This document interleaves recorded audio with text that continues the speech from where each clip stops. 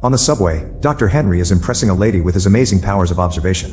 When he's about to get a date, a second train appears on the rails and crashes into his, causing a horrific accident. All the passengers are severely wounded or dead, and Henry is impaled on a metal rod. He tries to reach for his fallen pocket watch, but at that moment he dies. His story started 200 years ago, when Henry worked as a doctor for a slave ship and already had the watch. A black man had a slight fever and Henry was sure he only needed to rest. However, the owners were afraid the man had cholera and wanted to throw him overboard. Henry tried to defend the slave, so the owners shot him and threw his body into the sea. Something happened that night that kept him alive, and now Henry is immortal. Whenever Henry dies, his body appears naked in the water, which is happening now after the train crash. Everyone in the park stares at him and the cops arrest him for exposure. After he's released, he goes to his house in an antique shop and adds the latest incident to his diary, on which he keeps track of every time he dies. Meanwhile, Detective Jo is called to investigate the crash and she finds Henry's watch. The cops search every car and find no survivors. The bodies are sent to the NYC medical examiner's office, where Henry works as a pathologist. He is working on opening the train driver when Jo arrives to ask for an update. With his observation skills, he can tell that Jo is a widow and has a drinking problem. Once he finishes the examination, he concludes that the driver was poisoned. At that moment the phone rings and Henry hears a mysterious man saying he saw him survive the train crash, but the guy hangs up before Henry can ask for his identity. Moments later, Jo checks the station's security cameras and sees Henry getting on the train. The next day Henry goes to work and finds an anonymous envelope containing a picture of him and his late wife Abigail in 1955. She always believed that Henry was chosen to be immortal for a greater purpose. The envelope also has a newspaper covering the subway disaster and a note, so Henry concludes that the mysterious caller caused the accident to prove he's immortal. Afterward, Henry takes a blood sample from the dead driver and takes it home. His adopted son Abe knows his secret and injects him with the poisoned blood. Henry dies and appears in the river as usual, but now he knows that the poison is aconite. When he tries to return home, he finds Jo and the cops waiting for him. They take him to the station for interrogation and Jo shows him the watch. Henry easily changes the subject and tells them about the aconite. He points out that he can't be the killer because he's telling them about the poison and that they don't have enough evidence to hold him, so he leaves. Later at the lab, Henry examines the body again until he finds the bruise left by the poison injection and a fingerprint. He takes this print to the police station and they discover it belongs to a man named Hans. Jo and Henry go to Hans' house and notice a dead rat on the ground.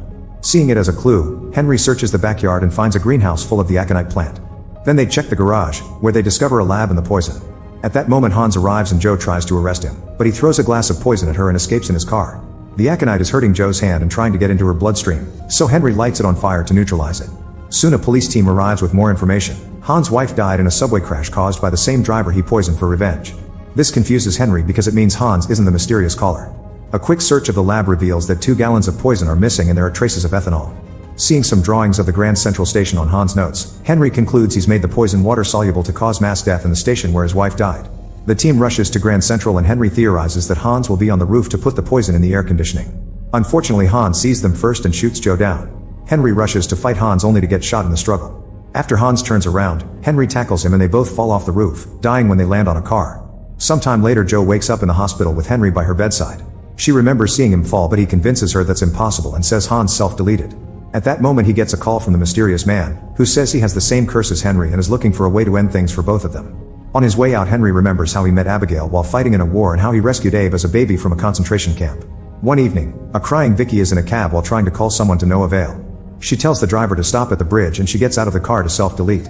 The body ends up in Henry's morgue and the cops think it was self-done, but Henry is sure it was murder because of the angle of fracture and marks that show she was bracing for the moment of impact.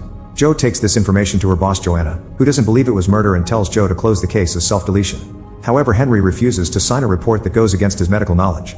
Vicky's parents show up at his office and swear their daughter was a happy person, so she couldn't have done this. Watching them makes Henry think about Abigail and how they raised Abe together. That night Henry goes to the bridge and climbs over the edge to investigate. He finds marks from Vicky's shoes and fingernails where she struggled. He also discovers a hook and slips, but he holds on just in time to avoid falling. When he climbs back on the bridge, he gets hit by a truck and dies again. The driver tries checking on him, but the body is already gone. The next day they discover new things under Vicky's nails, paint from under the bridge and skin particles from an attacker she scratched. Henry also discovers a note on his desk from the mysterious man saying he knows Henry died again. He takes the note to Abe, who notices the paper is very old. Thanks to the new evidence, Jo keeps investigating and finds out that Vicky had already checked in for a flight to Paris. She and Henry go to Vicky's college to talk to her Professor James, who gives them an alibi without them asking. Because of this and other little clues Henry notices, they conclude Vicky had an affair with him and consider him a suspect. Henry steals a pen to run a DNA test that matches the skin found under Vicky's nails. He and Jo go to see James' wife and she backs up his alibi. However, Henry calls her out for lying and points at different clues around the house that prove she knows about the affair. The wife cracks and confesses James lied. Later at the station, Henry notices that James has a skin condition and realizes Vicky scratched him while they were doing the naughty, so he isn't the murderer. The cops think it's a stretch and arrest James anyway. Meanwhile, Abe has done more research on the letter and discovered the crest on the paper is from a hotel. Henry realizes it comes from a hotel in Italy that doesn't exist anymore. He stayed in that place once when he tried to break up with Abigail because of his condition, but she didn't let him. Later, Henry examines Vicky's body again and finds flesh in her mouth, meaning she bit her attacker. He's interrupted by Joe, who has found James dead in his office. The cops think he's self-deleted, but Henry searches the crime scene and with a few clues confirms James was also murdered. While the cops go after the wife, Henry visits a student whose name he saw on James' papers. The guy's hand is bandaged and Henry realizes that's where Vicky bit him. It turns out he helped James and Vicky with the paper they were writing, but they weren't going to add him to the credits, so he killed them for revenge. Using a knife, the student takes Henry hostage, which is seen by the cops on the security cameras. Joe and his colleague immediately surround them and shoot the student in the shoulder to force him to release Henry, finally closing the case. When Henry goes home, he gets another call from his mysterious stalker. The guy knows Henry is 200 and claims to be 2,000 years old. He also says his name is Adam. Sometime later, Henry finishes a whole study on his list of deaths and discovers that different deaths may take longer to be reborn from. Abe gets angry because he hates seeing Henry so desperate to end his curse while he suffers from getting old, so they end up arguing. In the evening, Bill gets his briefcase stolen and decides to chase after the thief. He manages to tackle him and starts beating him up, only to then die of an apparent heart attack. The body makes it to the morgue and Henry is surprised to find that this 67-year-old has an incredible physique for his age. However, his brain had lots of illnesses, as if he had an old brain in a young body. There's a strange liquid in his stomach and no other food or drinks, so he concludes that's what killed him. Joe and Henry talk to Bill's son, who says his dad changed dramatically after his wife died. He forgot his family and focused on physical fitness and partying. Bill was found in Chinatown, but he hated that area, and in his briefcase they found a business card for some kind of healing clinic plus a large sum of cash. The duo next visits Chinatown and follows a series of clues to track down the spot where Bill died. There they see a fancy lady who looks very out of place in this neighborhood. They follow her to a shady door that has the same symbol they saw on the business card. When they go inside, they discover an expensive clinic named Eterna run by Dr. Gardner, who explains Eterna is a supplement that helps people feel young again. However, he refuses to give them a sample without a warrant. Henry notices that Gardner has had plastic surgery to make his nose longer and to feminize his jaw, which are unusual choices and probably mean he's trying to hide his real face. Then he pretends to accidentally bump into a patient to secretly steal her Eterna. Joe asks Gardner for a business card to get his fingerprints. All this business reminds Henry of the 1900s when people sold fake cures for tuberculosis. After running a bunch of tests, Henry discovers that Eterna uses cheap compounds to cut corners. Joe also does research and learns that Gardner is using a fake name. He has no medical training, and he used to run a clinic in which many people died. They go to see Gardner at his house, where he's having a pool party. He explains he doesn't make Eterna, he only sells it, which Henry believes because he doesn't have the training. While Gardner changes into proper clothes to leave with them, Henry meets one of the patients and notices she's having memory problems. Suddenly they hear Gardner scream and run to check on him, only to find him killed by a stab wound. The injury is very exact and made by a scalpel, which means the killer has medical training. Later at the morgue, Henry confirms that Gardner's brain was also being affected by Eterna. The compound is filled with prions from infected tissue, which means the patients are drinking human brains. Joe and Henry confront his co-worker Lucas, who confirms 12 bodies have disappeared from the morgue. Lucas shares his routine from the last week to find any holes, and they quickly realize the only person with access to the bodies is the ambulance driver. The cops rush to surround the guy and find him with a body in the ambulance. During interrogation, the driver swears he's making Eterna, but Henry doesn't believe him because he lacks the knowledge and training. When the police find the clinic's list of patients, Henry is shocked to see Abe on it. He rushes home to comfort him and Abe explains he doesn't want to be young, he just worries how Henry will manage without him. He didn't take Eterna because it was too suspicious, but he met the chemist who made it. He describes the chemist to the police and a search of her face in the system reveals she's the sister of a morgue employee and Gardner's girlfriend. Later, Abe sees the chemist on the subway and calls Henry to tell him he'll follow her. The cops rush the station and Henry finds her first, so she explains she didn't know Eterna was hurting people. Gardner got it from her after he threatened to send her back to her home country. It wasn't her decision to use cheap ingredients either, that was also Gardner. She's feeling lots of guilt and wants to self-delete, but Henry stops her and closes the case. At a fancy party in a museum, Gloria insults most of the guests. When she walks down a corridor, she notices someone following her. Moments later, the police are examining her dead body. Joe is surprised to see Lucas there instead of Henry. It turns out Henry used to be friends with Gloria and it hurts him to see her body arrive at his morgue. Since Gloria belonged to one of the most important families in the city, reporters are curious about her death and Lucas accidentally mentions to them that it was a murder. Soon the news appear on every paper and Gloria's family is furious about this information leak. Henry takes the blame to protect Lucas and he's pulled off the case. Joe still invites Henry to investigate with her and they go to the museum, which makes him very uncomfortable because he used to come here with Abigail often. Following a series of clues, Henry retraces Gloria's footsteps. He concludes that she was pushed down the stairs and then tried to crawl away. Checking the security cameras confirms that there was someone with her. The man on the camera is Lance, who is taken to the station for interrogation. He claims he asked Gloria's blessing because he wants to marry her granddaughter, whose father Conrad didn't approve. Lance has Gloria's ring, but he didn't steal it. She gave it to him for the engagement. She told him to follow his heart, which sounds suspicious because usually she doesn't behave sweetly. Gloria had been acting strange and Henry makes Joe ask Lance about the symptoms, which makes him think she had a stroke. However, he's off the case so he can't check the body to confirm. He remembers meeting Gloria during a museum party and how she told him to marry Abigail before it was too late. Joe tries to talk to Lance's fiancée and learns how dysfunctional the family is. Gloria is described as heartless and rumors say she was planning to cut Conrad out of the will. Conrad's currently auctioning off Gloria's furniture and Abe gets to attend, thanks to owning the antique shop. He sneaks into Gloria's bathroom and takes a photo of all her medication, but none of these could have caused a stroke. Later at the station, Henry sees Conrad yelling at Reese and notices his hand is shaking, meaning he has epilepsy. Henry asks him what medicine he takes and confirms it's the kind of compound that could have killed Gloria. The cops interrogate him and Conrad confirms that Gloria already cut him out of the will. He has a motive, but the police don't have evidence to keep him in custody. When Henry returns to his lab, Lucas tells him he felt too guilty, so he sneaked into the funeral home and took a sample of Gloria's liver. Henry immediately examines it and confirms that Gloria was poisoned by the medicine, but it was before the party. The only person Gloria was with during that time had been her nurse. At that moment, a cop brings a newspaper announcing that the nurse inherited Gloria's fortune. While the cops interrogate the nurse, Joe and Henry search Gloria's room. Among the ashes in the fireplace, they find a burned letter and a missing champagne glass despite Gloria not being a drinker. Henry calls the station to ask the nurse more questions and realizes the food Gloria ate made the medicine act faster, so it was given to her later. Next, they check Gloria's car and find the medicine that killed her. Henry gathers the family and the cops to share his conclusions. Gloria had been terminally ill and took the medicine to self-delete.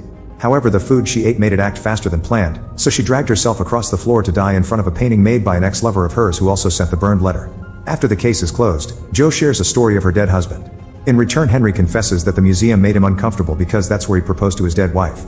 A few nights later, a fancy woman is leaving a hotel when she's suddenly attacked by the shadows. The next morning, Henry and Lucas are called to the station because the cops received a bleeding box. When Henry opens it, he finds a human heart inside. After studying the heart in his lab, Henry informs the police that it belonged to a woman and was removed while she was still alive. They go through the recent missing women in the system and Henry discards them using his observation logic until he concludes the victim must have been a night worker. This reminds him of the time he investigated the crimes by Jack the Ripper, since he was the doctor in charge of studying the bodies back then. The group goes to the hotel where the lady often worked and Henry finds a blind spot where a criminal could drag a body without being seen. Nearby there's a meat factory and Henry realizes the victim has the same name as one of the women killed by Jack the Ripper, which means they're dealing with a copycat. By searching the factory, the cops find the dead lady's body and Henry is impressed by all the exact details that match Jack's old crimes. At that moment, Henry gets a call from Adam, who knows the identity of the body. Henry hears a siren on the phone but also outside, which means Adam is nearby. He runs outside to try to catch him but only finds his abandoned phone. Later, Henry takes the phone to Abe, who explains it's a burner and can't be traced. They wonder if Adam is actually Jack the Ripper since he was never caught. He can't share such a theory with the police, so he wants to track the weapon used for the murder. There was a piece of the blade in the body and Henry recognized it as a very rare surgical blade. Abe gets in contact with another antique dealer who may have had the blade and steals her contact book. Unfortunately, it's in Japanese and he can't read it. Meanwhile, Henry takes a closer look at the body and discovers the killer made a mistake. Instead of cutting the victim's wrist like it really happened, the killer used the shape that the newspapers inaccurately described. This means the killer isn't Jack and has been looking at old news articles. Joe and Henry go to the library and notice that the last person who checked out the old newspaper used another name from the Ripper's case. A second name on the list has the same handwriting and is still in the library. The guy sees them staring and immediately runs away, so the duo starts chasing him. The suspect drops his bag while Joe keeps on following him, but Henry stops to look at it and finds the blade. At that moment, he gets a call from Adam, who is at the crime scene and tells Henry that he missed a detail. It seems the criminal is copying various famous killers and not just Jack. There's a black dahlia at the crime scene and Henry also finds it in the suspect's notebook. Joe catches the guy and takes him to the station for interrogation. He explains he's an author of graphic novels about demons that inspire murderers and it was all research. Some of his fans are very intense and have been stalking him, so this man ran from Joe because he thought she was another crazy fan. Judging by the comments fans leave on his webpage about murder fantasies, he thinks a fan is behind the murders and is using his comics as a guide. Henry and the cops check the comics and confirm the murder could have been copied from them. Soon another body is found at the park and this murder is an exact copy of the famous Black Dahlia case. Inside the victim's mouth there's a piece of nylon, which means the next crime will match the Boston Strangler. There's a leaf near the body that doesn't come from any of the park plants. It only grows in Brooklyn, so the cops search the comic webpage for fans who live in that area. Following the message's IP, the police team bursts into a house and arrests a teenager named Devin. During interrogation, Devin keeps acting very creepy and smug because he thinks they don't have enough to charge him. The parents are yelling at Joanna, who reveals that some shoes in Devin's house match the footprints from the crime scene. Before the parents leave to get a lawyer, Henry tells them he has proof of purchase from an antique shop. Ignoring Joe's scolding about stolen evidence, Henry goes to see the antique dealer anyway and gives her back her book. He tells her about the police investigation and in return the dealer tells him that Devin didn't buy the blade, his father did. When Henry leaves the store, Devin's dad ambushes him and stabs his lungs. Afterward, the man enters the store and captures the antique dealer. He starts strangling her but is interrupted by Henry, who is ready to fight even in that condition. After lots of struggle, both men fall down the stairs and Henry is in shock, so the killer steps on his back. Then the man goes upstairs and is blocked by Joe, who shoots him when he tries to get his gun out. In the basement, Henry is found by Adam, who doesn't want their secret to be discovered yet. He kills Henry by slashing his neck to make his body disappear. The next day, Joe closes the case while dealing with the fact that she killed a person. Henry gets another call from Adam, who says it's only a matter of time before Henry becomes a murderer too. Sometime later, a British Viscount named Colin Cavendish is getting ready to marry an American woman called Emily. However, he isn't comfortable with all the money his father-in-law Norman is wasting on the party. The next day, Colin is found dead in the middle of Central Park. Joe finds it weird that a Viscount was walking in the park in the middle of the night and that he was murdered but not robbed. Henry thinks the wounds on the body don't make much sense and remembers there's no Viscount Cavendish, which a cop confirms after calling the British Embassy. It means this guy is an imposter. Later at the lab, they discover Colin is blonde but he dyed his hair. This makes Henry remember all the times he painted fake gray hairs on his head to pretend he was getting older. His neighbors would still catch up and he was forced to move to another city with his family. In the present, he finds small gold flakes in Colin's neck wound and some gravel in his other injuries. The curvature of his mouth also indicates he's American. The very specific and extensive stitching of his clothes makes Henry realize they share a tailor. Joe and Henry go to see the tailor, who doesn't have any clues because Colin paid everything in cash. He tells them Colin got a wedding suit and the duo goes to the wedding registry next. While Joe talks to the employee Patricia, Henry notices a bike messenger with the same leg scars as Colin. The man tells him the scarring comes from riding a bike all day long and recognizes Colin from a picture. His real name was Dwight and he used to be a bike messenger too, but he disappeared a year ago. After some research, Joe tells Joanna what she's discovered. Dwight grew up in Oklahoma as an orphan and bounced around many foster homes because he came to New York and worked as a messenger but never made enough money to meet a woman like Emily, who is rich thanks to her father's company. When Emily comes to the police station, they have to tell her the truth about her fiancé's identity. At the lab, Lucas finds a torn-up check in Dwight's pocket. He puts together the pieces to discover it's for $1 million from Norman. Joe and Henry go to see Norman, who is walking with a slight limp that he blames on playing golf. They ask him some questions and Norman accidentally mentions Dwight was from Oklahoma, which the police haven't told anyone. Henry finds some fabric on the wall that belongs to Dwight's suit and concludes that he and Norman had a fight. In fact, Norman's golf club matches one of Dwight's injuries. Norman is taken to the station and his lawyer gives the cops a written statement. It says that Norman did hit Dwight with a golf club at home but didn't stab him later at the park. Apparently Dwight confessed all to Norman and planned to tell Emily too, hoping to run away with her if she'd still have him. Norman also has an alibi for the time of death. Later, Henry takes another look at Dwight's body and discovers that the wound from the golf club had been treated. Henry realizes someone must have been helping all along since a rural boy from Oklahoma doesn't have the means to imitate a British lord. Looking at a catalog to find where he bought the expensive clothes, he sees a gold pen and theorizes that's the murder weapon. The cops investigate where Dwight bought everything and learn he was using Patricia's employee discount. The team searches Patricia's apartment and they find lots of how-to etiquette books, a bloodstained cloth, and a photo of Dwight before his transformation. They theorize that Patricia killed Dwight because he fell in love with Emily for real instead of running away with Patricia and the scam money. Checking the security cameras reveals that Patricia was both training and dating Dwight. Patricia hasn't gone to work since the investigation started and now her face is on wanted signs all over the city.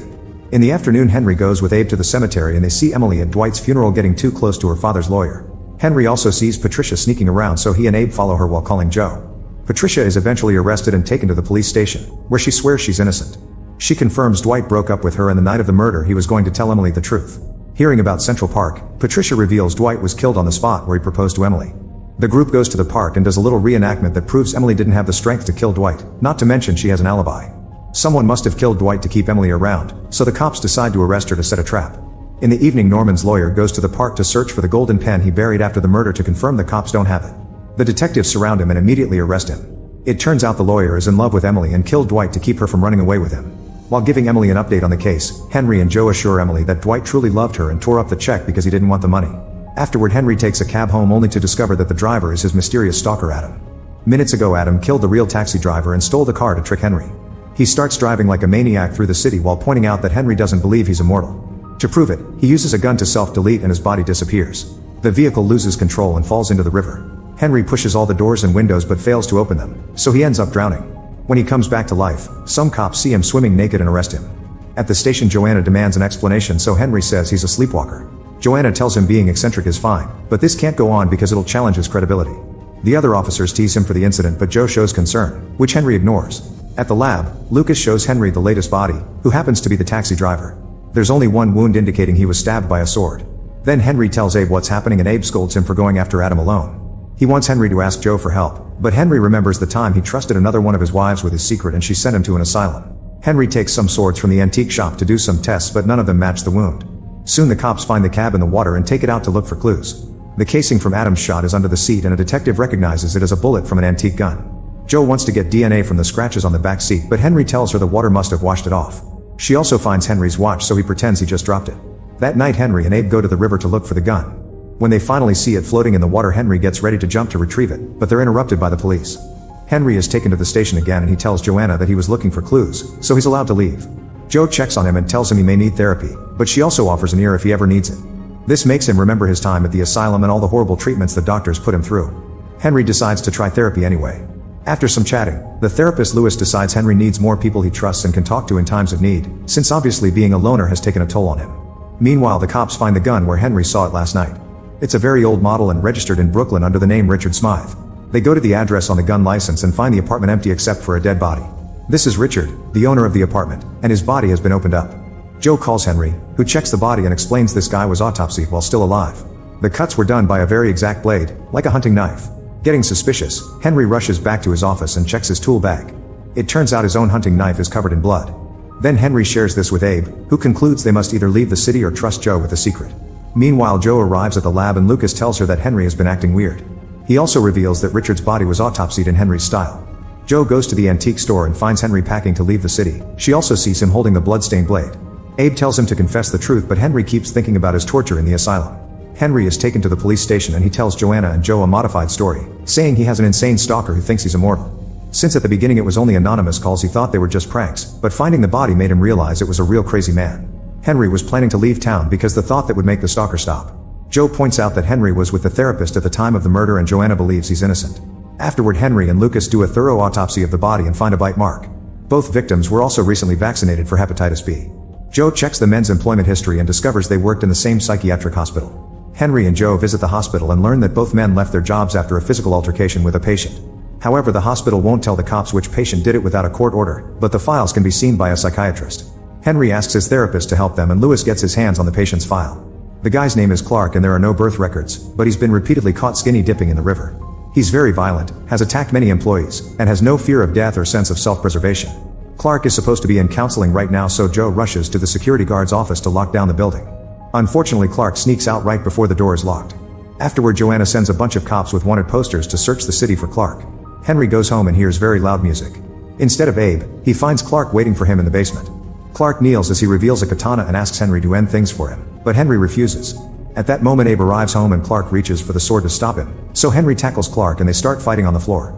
After lots of struggle and throwing each other against the furniture, Henry manages to grab a knife and stabs Clark, instantly killing him. This means he wasn't Adam. When the cops come to retrieve the body, they tell him he shouldn't feel bad because it was self-defense and he took out a serial killer, so it was a righteous kill. Suddenly the phone rings and Henry gets a call from Adam, who explains Clark was a psychopath, so Henry did a good deed. Adam had manipulated Clark to convince him that Henry could pass his immortality by killing him, and now Henry has finally experienced something new in his long life. When Adam tells Henry to look outside, it's revealed his identity is actually Lewis, who leaves in a cab before Henry can react.